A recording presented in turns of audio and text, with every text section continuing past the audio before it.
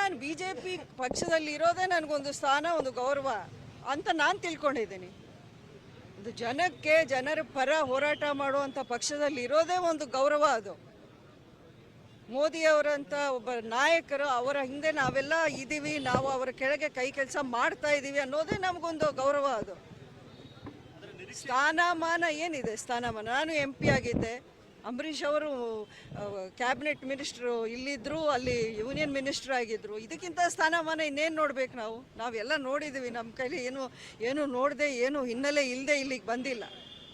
ಎಲ್ಲ ರೀತಿಯ ಅಧಿಕಾರ ನಾವು ನೋಡಿದ್ವಿ, ಎಲ್ಲ ರೀತಿಯ ಜನರಲ್ಲಿ ಒಂದು ಪಾಪ್ಯುಲಾರಿಟಿನೂ ನಾವು ಸಿನಿಮಾ ರಂಗದಲ್ಲೂ ನೋಡಿದ್ವಿ, ಇಲ್ಲೂ ನೋಡಿದ್ವಿ. ಇದು ಯಾರೂ ಕಾಣದೇ ಇರೋರು ಬಹುಶಃ ಬೇರೆ ರೀತಿ ಅವ್ರು ತಿಳ್ಕೊಂಡು ಮಾತಾಡ್ಬೋದೇ ಹೊರತು ನಮ್ಗೆ ಆ ರೀತಿಯ ದುರಾಸೆ ಅನ್ನೋದು ಇಲ್ಲ ಅಷ್ಟೇ.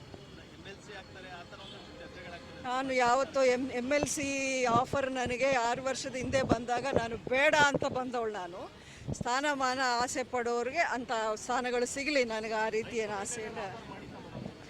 ನೋಡಿ, ಅಂಥ ಆಫರ್ ಏನಾದರೂ ಅಥವಾ ಸ್ಥಾನ ನನಗೆ ಬಂದಾಗ ನಿಮ್ಮೆಲ್ಲರಿಗೂ ಗೊತ್ತೇ ಆಗುತ್ತೆ ಇದರಲ್ಲಿ ರಹಸ್ಯ ಏನಿದೆ.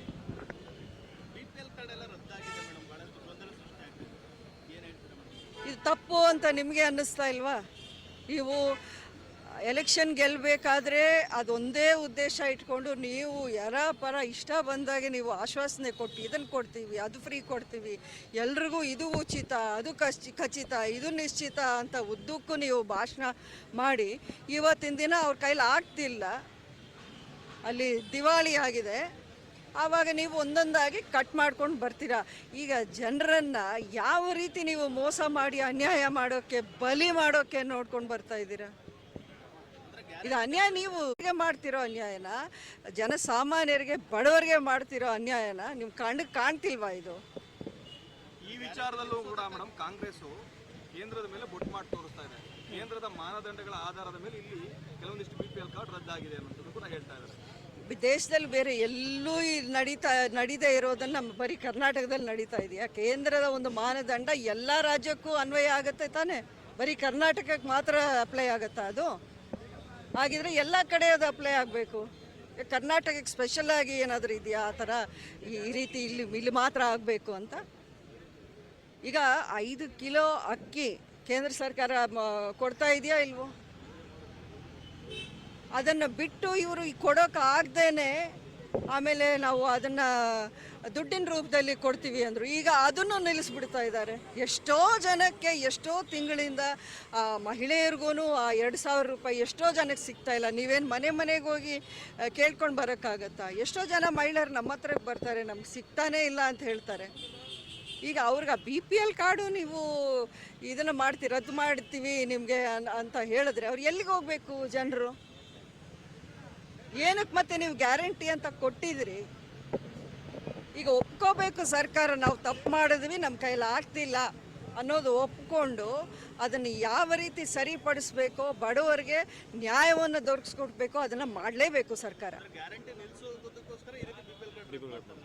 ಅದನ್ನು ತುಂಬ ಸ್ಪಷ್ಟವಾಗಿ ಗೊತ್ತಾಗ್ತಾ ಇದೆ. ಗ್ಯಾರಂಟಿಗಳನ್ನ ಅವ್ರ ಕೈಲಿ ಇದನ್ನು ಮಾಡೋಕ್ಕಾಗ್ತಿಲ್ಲ, ಸಸ್ಟೈನ್ ಮಾಡೋಕ್ಕಾಗ್ತಿಲ್ಲ. ಅವರು ಅದು ಮೊದಲಿಂದ ಗೊತ್ತಿರೋ ವಿಚಾರನೇ. ಗ್ಯಾರಂಟಿಗಳನ್ನ ಅಷ್ಟು ಫ್ರೀಯಾಗಿ, ಅಷ್ಟು ಧಾರಾಳವಾಗಿ ಕೊಡೋದಾದರೆ ಪ್ರತಿಯೊಂದು ಸರ್ಕಾರನೂ ಕೊಡ್ಬೋದಲ್ಲ.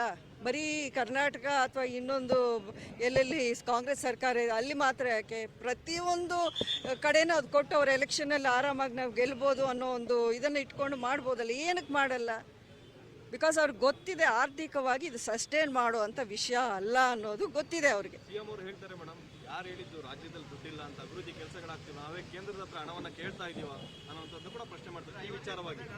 ನೋಡಿ, ಅಭಿವೃದ್ಧಿ ಕೆಲಸಗಳು ಯಾವ ರೀತಿ ಆಗ್ತಾ ಇದೆ ಅನ್ನೋದನ್ನ ನಾವು ಹೇಳೋದು ಬೇಕಾಗಿಲ್ಲ. ನೀವು ಕಾಂಗ್ರೆಸ್ ಪಕ್ಷದ MLAಗಳನ್ನೇ ಕೇಳಿ, ಅವರವರ ಕ್ಷೇತ್ರಗಳಿಗೆ ನೀವು ವಿಸಿಟ್ ಮಾಡಿ ಅವರನ್ನೇ ಕೇಳಿ. ಮೊನ್ನೆ ಅಷ್ಟೇ ಅಷ್ಟು ದೂರ ಯಾಕೆ? ನಿಮಗೆ AICC ಪ್ರೆಸಿಡೆಂಟ್ ಮಲ್ಲಿಕಾರ್ಜುನ್ ಖರ್ಗೆ ಅವರೇ ಹೇಳಿದಾರಲ್ಲ, ಈ ಗ್ಯಾರಂಟಿಗಳಿಂದ ನಮಗೆ ತುಂಬ ಕಷ್ಟ ಆಗ್ತಾ ಇದೆ, ನಮ್ಮ ಕೈಲಿ ಆಗ್ತಿಲ್ಲ ಅನ್ನೋಂಥ ಮಾತನ್ನು ಬೇರೆ ಯಾರು ಹೇಳೋದು ಯಾಕೆ? ಅವರ ಹಿರಿಯ ನಾಯಕರು, ಅವು ಸೀನಿಯರ್ ಮೋಸ್ಟ್ ಲೀಡರ್ ಅವರೇ ಹೇಳಿದ್ದಾರೆ. ಇನ್ನು ನಾವೇನಕ್ಕೆ ಕೇಳಬೇಕು ಅದನ್ನು?